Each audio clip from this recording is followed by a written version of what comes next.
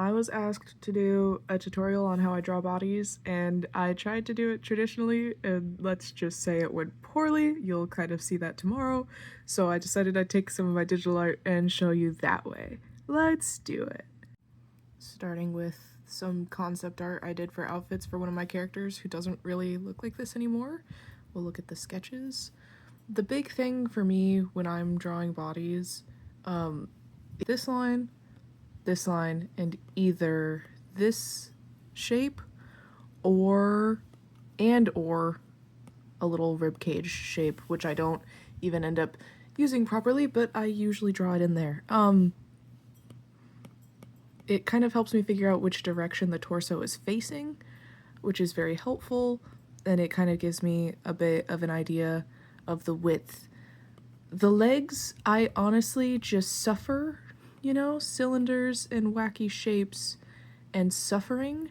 And the arms, I usually do one of these shapes for the shoulders, so this or this, you know, depending on where it's coming from, and then cylinders and weird shapes and suffering.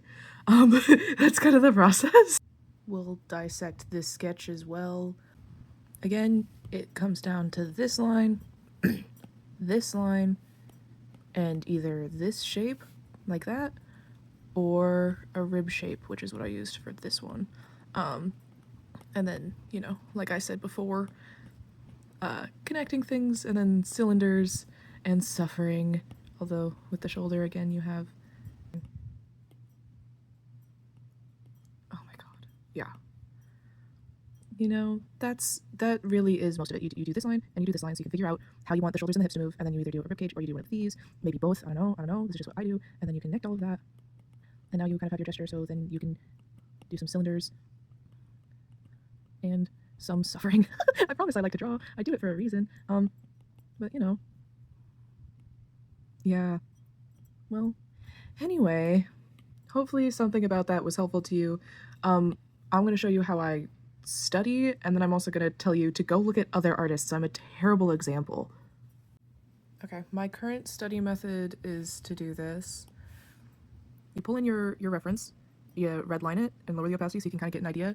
You do a sketch all by yourself, and then you put the sketch you did by yourself on top of the reference, and you do some correction lines there, and then you correct it over here and get rid of everything, and then you write some notes, and then you just do that again.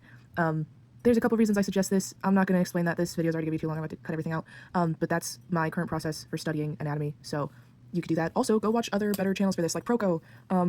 That's the only thing I can think of right now. Go watch them. I'm only doing this because I was asked.